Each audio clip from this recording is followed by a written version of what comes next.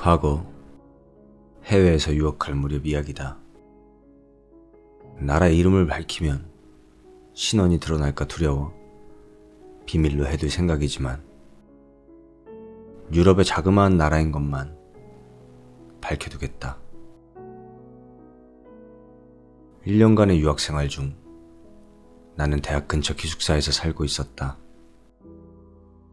대학 자체가 완전한 깡촌에 있는 낡아 빠진 학교였다. 이유는 모르겠지만 유럽은 거리 풍경을 보존하기 위해 건축 관련 법률이 엄격한 듯 했다. 대학 건물 역시 역사적 가치가 있다면서 멋대로 리모델링이나 개축이 불가능했던 거겠지. 그 탓에 벽지도 너덜너덜하고 바닥은 나무가 삐걱대는 데다가 냉방이나 난방도 안 됐다. 일본이라면 지진 한 방에 무너질 건물이지. 대학교가 그 정도니 기숙사는 오죽하겠나. 학교 건물이랑 막상막하할 정도로 낡아 빠진 건물이었다. 물도 잘 안 나오고 나무 틈새로 바람은 숭숭 들어오고 쥐새끼까지 여기저기 기어다니는 상당히 끔찍한 곳이었다. 당연히 냉방이나 난방도 안 됐고 그나마 다 같이 지내는 방에는 난로가 있었기에 겨울에는 거기 다 같이 모여 앉아 겨우 견뎠다. 기숙사 주변은 벽돌담으로 둘러싸여 있어서 들어가려면 정문을 거쳐야만 했다. 그 문 옆에는 작은 조립식 오두막이 있고 거기 문지기 할아버지가 늘상 머무르고 있었다. 이 문지기는 내가 기숙사에 들어오고 얼마 지나지 않아 새로 온 사람이었다. 마치 옛날 이야기에 나올 법한 심술국이 짝이 없는 그런 할아범이었다. 기숙사에는 통금 시간이 있어서 그 시간까지는 무조건 기숙사에 돌아가야만 했다. 혹시라도 늦게 되면 입구에 서 있는 문지기에게 잡히게 된다. 문지기는 통금을 어긴 학생의 이름을 적어뒀다. 나중에 사감에게 보고하는 것이다. 그러면 그 학생은 불려가서 설교를 잔뜩 듣고 반성문까지 써야만 한다. 이전에 일하던 문지기는 무척이나 오래 일한 데다가 학생들을 잘 이해하는 상냥한 할아버지였다. 나도 한번 통금 시간에서 10분 정도 늦게 들어온 적이 있었는데 빨리 들어가렴. 나는 아무것도 못 봤어. 라며 윙크를 찡긋하고 보내줬던 적이 있다. 정말 댄디하고 잘생긴 할아버지였다. 맥주를 잔뜩 마셔서 그런가 배불뚝이었지만 말이야. 하지만 새로운 문지기는 달랐다.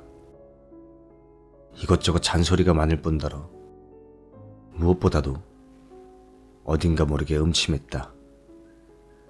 고작 5분 늦은 거 가지고 한참 동안 설교를 늘어놓고 사감한테 보고까지 올린다. 설교가 아무리 길어도 우리가 잘못을 했으니 할 말 없이 듣고 있을 수밖에 없지만 그게 또 밑도 끝도 없이 이어진다. 아무런 관련도 없는 소리를 늘어놓고 앉았으니 듣고 있는 입장에서는 진이 빠질 수밖에. 문지기는 오두막 창문으로 얼굴만 빼꼼 내밀고 설교를 해대니 밖에 비가 내리던 눈이 오던 신경도 안 쓴다. 오히려 그런 날일수록 일부러 설교를 더 길게 늘어놓아 그것 때문에 감기가 걸린 사람도 상당히 많을 정도였다. 내가 쓰던 방은 2인실로 다른 유학생과 같이 쓰는 방이었다.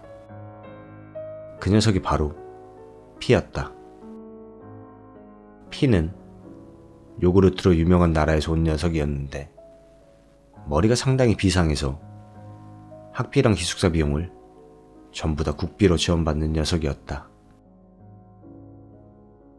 그뿐만 아니라 성격도 워낙에 좋아서 기숙사 안에서도 가장 인기가 좋은 녀석이었다. 처음 유학을 와서 아무것도 모르고 말도 못 꺼내던 나를 상당히 많이 도와준 것도 피였다. 난생 처음 겪는 환경 속에서 내가 우울증에 걸리지 않았던 건 모두 다 피 덕분이라고 지금도 생각한다. 그러던 어느 날 피가 새로운 문지기의 소행을 참다 못해 직접 단판을 지으러 갔었다. 아까 전에도 말했듯 문지기의 설교는 악천후일수록 오히려 더 길었다. 그런데 마침 어느 학생이 눈 오는 날 때마침 그 설교에 걸려서 오랜 시간 영하의 날씨 속에 서 있어야만 했던 것이다. 당연히 컨디션은 완전히 무너져 버렸다. 원체 몸이 약한 녀석이라 이전에도 종종 잔병 치레를 하던 그는 결국 폐렴까지 병세가 악화되어 유학을 그만두고 모국으로 귀국하게 되었던 것이다. 애시당초 그가 지각한 건 역시 병원에 다녀오느라 그랬던 것이다. 피는 잔뜩 화가 나서 열변을 토했다. 귀국해야만 할 정도로 병세가 악화된 건 저 문지기 때문이야. 이거 제대로 책임을 지게 해야 한다고. 피는 제대로 된 사과와 위자료를 받아내고 통금 관련해서도 협의를 하겠다며 달려나갔다. 그것 말고도 여러 이야기를 한 것 같았지만 당신의 어학 실력으로는 저 정도 알아듣는 게 고작이었다. 하지만 그 단판 때문에 피는 유학을 그만둬야 했다. 갑작스럽게 모국에서 피에게 지급되던 국비 장학금을 끊어버린 것이었다. 당연한 일이지만 원인은 그 문지기였다. 직접 항해하러 온 피를 못마땅하게 여겨 불량 학생이라며 대학 측에 보고를 했던 것이다. 기숙사에서 언제나 문제를 일으키고 있다는 거짓 보고를 통해 사감에게 계속 올린 끝에 그것이 피의 모국에까지 전해진 것이었다. 국비 유학생은 어떤 의미에서는 한 나라를 대표해 그 나라의 세금으로 공부하는 입장이다. 조금이라도 나쁜 행실을 보이면 바로 나라 전체의 이미지에 해가 된다며 장학금이 끊겨버리는 것이다. 나는 그날 처음으로 언제나 온화하던 피가 미쳐 날뛰는 걸 보았다. 평생 우등생으로 정의롭게 살아오던 그가 말도 안 되는 음해 때문에 악인으로 낙인 찍혔으니 그 자존심에 얼마나 큰 상처가 갔을까. 실로 그의 분노는 정말로 엄청났다. 미쳐버린 게 아닌가 싶을 정도로. 아니, 혹시 이미 그때 피는 미쳐 있었던 건지도 모른다. 장학금 중단 통보를 받자 피는 곧바로 행동에 나섰다. 다만 이번에는 직접 단판을 짓는 게 아니라 복수를 하려는 것이었다. 워낙에 덕망이 있던 피의 제한이었고 다들 문지기에 대해 울분이 쌓여 있었기에 기숙사에 사는 대부분의 학생들이 피를 돕기로 했다. 아, 물론 나도. 그렇다고는 해도 내가 들은 거라곤 내일 저녁에 기숙사 지하실로 좀 와줘 라는 말뿐이었지만 다음 날 나는 피의 말에 따라 기숙사 지하실로 향했다. 지하실은 작은 홀이었는데 그날따라 왠지 불은 다 끄고 벽 구석에 있는 촛대에 양초가 불타고 있을 뿐이었다. 홀 안에는 이미 상당수의 학생들이 모여 있었다. 다들 검은 로브 같은 걸 둘러쓰고 검은 가면으로 얼굴을 가린 채였다. 지하니까 당연히 밖에서 빛도 들어오지 않는다. 어슴푸레한 방에 가득한 검은 인간들을 보기만 해도 위압감이 느껴지기 때문에 나는 기가 조금 죽어 있었다. 검은 로브를 쓴 사람 중 한 명이 내게 다가와 같은 로브와 마스크를 건네줬다. 자세히 보니 피였다. 그걸 쓰고 기다리고 있으면 돼. 주변에 있는 녀석들이 뭐라고 외치면 그냥 그걸 따라서 외쳐줘. 하지만 나는 너무나도 무서워져서 방으로 돌아가고 싶은 마음뿐이었다. 홀에 모인 건 기숙사생 중 절반 정도뿐이었다. 모두가 사라지면 문지기가 이상하게 여길 테니 나머지 녀석들은 평소처럼 기숙사에 머물고 있는 듯 했다. 한편으로는 나도 그쪽 역할을 맡았으면 좋았을 텐데 싶었다. 한동안 기다리고 있자 위에서 누군가 내려오는 발소리가 들렸다.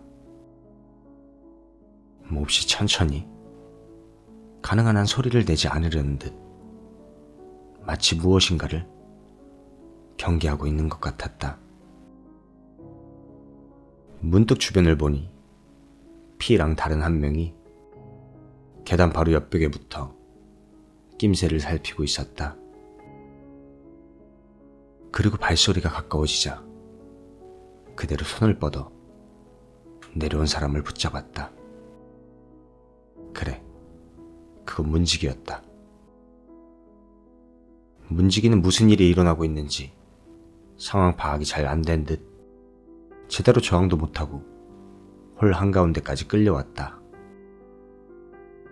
나는 그제서야 홀 한가운데 도끼가 놓여져 있는 게 보였다. 평소에는 난로에 넣을 땔감을 팰 때 쓰는 도끼였다. 그걸 보자 문지기는 얼굴이 새파래졌다. 하지만 그건 나도 마찬가지였다. 이 녀석들 설마 문지기를 죽이려는 거야? 아무리 그래도 이건 너무 심한 거 아니야? 방으로 돌아가 경찰에 신고해야 하나 싶었지만 주변에 검은 마스크를 쓴 사람들이 꽉 차게 들어차 있으니 그럴 수도 없었다. 나 역시 마스크로 얼굴을 가리고 있었지만 내심 겁에 질려서 울 것만 같았다. 그러는 사이에 피가 마스크를 벗고 문지기 앞에 서서 말했다. 도둑이 아니라서 다행이겠구만. 나중에 안 사실이지만 패거리 중 한 명이 지하실에서 이상한 소리가 나는데요? 도둑이 든 게 아닐까요? 라고 말해 문지기를 꿰어냈었다고 한다. 계단을 내려올 때 그가 잔뜩 경계하고 있었던 건 아마도 그 때문이었겠지. 피는 문지기를 향해 이런저런 이야기를 늘어놓았지만 겁에 질려있던 내 귀에는 잘 들리지가 않았다. 간신히 내 놈의 악랄한 정신의 벌을 이라던가 청년의 앞날을 끄는 죗값을 치러라 라는 둥 거창한 소리를 해대고 있었던 건 기억난다. 마지막에 외친 참수로 단죄하리라 라는 말만큼은 왠지 제대로 들려왔다. 피는 문지기의 눈을 가는 천으로 가리고 어깨를 눌러 땅에 무릎 꿇혔다. 문지기는 비지땀을 줄줄 흘리며 벌벌 떨고 있었다. 나는 무슨 일이 일어나는 것인지 전혀 이해가 되지 않아 머릿속이 새하얘졌다. 그 순간 피는 주머니에서 손수건을 꺼냈다. 도끼가 아니라. 그리고는 손수건을 삼각으로 접어 양 끝을 잡고 문지기의 목에 살그머니 갖다 댔다. 문지기는 무릎을 꿇은 채 번쩍하고 뛰어올랐다. 그제야 나는 알아차렸다. 피는 문지기를 죽일 생각이 아니었다는 걸. 눈을 가린 문지기는 손수건을 도끼라고 믿고 있었다. 그게 목에 다가오면 진짜로 목이 잘려나간다고 그렇게 믿고 있는 것이었다. 자세히 보니 피 옆에서 다른 녀석이 카메라를 들고 있었다. 문지기에게 평생 창피를 줄 만한 모습을 남겨주려는 게 피의 복수였던 것이다. 그제야 모든 걸 이해한 나는 겨우 긴장을 풀었다. 정신을 차리고 보니 피는 잔뜩 웃음을 머금고 손수건을 오르락내리락 하고 있었고 옆에 있는 녀석들도 소리를 죽이며 웃고 있었다. 뭐 어느 나라던 대학생이 생각하는 건 고작 이 정도 장난일 테니. 그에게 천벌을. 피가 그렇게 외치자 모두가 천벌을 이라며 따라 외쳤다. 물론 나도 같이 외쳤다. 피는 그대로 손수건을 내려 문지기의 목에 대었다. 문지기는 으아! 하고 이상한 소리를 지르며 옆으로 넘어졌다. 패닉에 빠진 것인지 그대로 물고기처럼 몸이 이리저리 튀어오른다. 그리고 카메라 플래시가 터진다. 우리는 다 같이 웃어 제꼈다. 한바탕 웃은 후 피는 문지기의 눈을 가린 천을 벗겨주려고 했다. 하지만 문지기는 꽤 시간이 흘렀음에도 아직 벌벌 떨고 있었다. 그뿐만 아니라 몸을 잔뜩 말았다 다시 쫙 펴는 등 이상한 움직임을 하고 있었다. 걱정이 된 것인지 피가 문지기의 어깨를 잡는 순간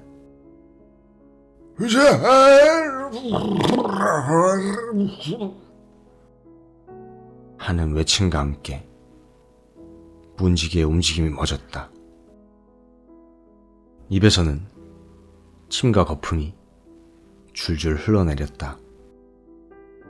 단번에 지하실은 정적에 잠겨버렸다. 누가 봐도 분명했다. 문지기는 죽어 있었다. 아마 지나친 긴장 때문에 심장 발작이라도 일어난 거겠지. 곧바로 응급처치를 했더라면 어떻게든 살아났을지도 모른다. 하지만 고작해야 24~25세 애송이들 뿐이었다. 우리는 아무것도 하지 못하고 그저 우뚝 서서 그를 바라봤을 뿐이었다. 한동안 침묵이 이어졌다. 나는 이 사건이 대학에 발각되면 다들 퇴학당할 거라고 생각했다. 그러고 나서 한동안 멍하니 생각하고 있었다.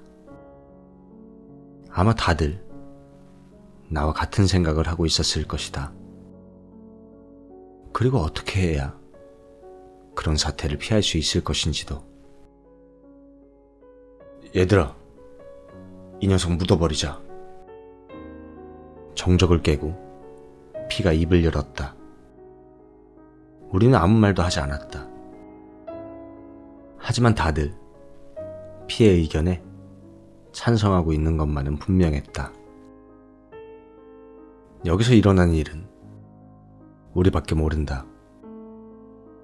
모른 척 입 다물고 있으면 문지기가 실종되고 그걸로 끝나는 게 아닌가. 마침 지하실은 땅을 파고 벽돌로 벽을 세운 것뿐이라 바닥은 흙바닥인 채였다. 벽돌이 무너진 벽 안에 구멍을 파고 문지기를 뉘었다. 아직 죽고 시간이 그리 지나지 않았기에 몸은 상당히 부드러웠다. 눈은 천으로 가린 그대로였다. 흙을 덮고 그 위에 벽돌을 적당히 쌓아 그럴싸한 모양새로 만들었다. 지상으로 올라가자 방에 있던 녀석들이 몰려왔다. 그리고는 문지기의 모습이 보이지 않는 것을 꽤나 궁금해했다. 피는 문지기랑은 화해했어. 좀 사정이 있어서 그 양반 한동안 기숙사에서 나가 있겠다고 하더라고. 라며 대충 얼버무렸다. 다들 의심스러워하는 듯한 얼굴이었지만 잔뜩 굳어있는 우리들을 보자 아무 말 하지 않았다. 며칠 후 대학에서도 문지기의 실종을 알아차렸고 조사가 시작됐다. 경찰이 찾아와 기숙사 안을 조사하기도 했고 학생들한테 탐문도 했지만 결국 문지기를 찾아내지는 못했다. 문지기는 행방불명 처리가 되었다고 들었지만 그 이후에는 어떻게 사건이 처리가 됐는지는 나도 잘 모른다. 아마 경찰도 설마 그 지하실에 그가 묻혀있을 거라고는 생각하지 못했겠지. 그로부터 며칠 뒤 피가 귀국했다. 그때까지 나와 피는 이전처럼 사이좋은 룸메이트로 평범한 나날을 보냈다. 나 역시 평범하게 유학생을 마치고 일본으로 돌아왔다. 심령 현상이나 가위 눌림 한 번 없이 아주 평온한 유학생활이었다.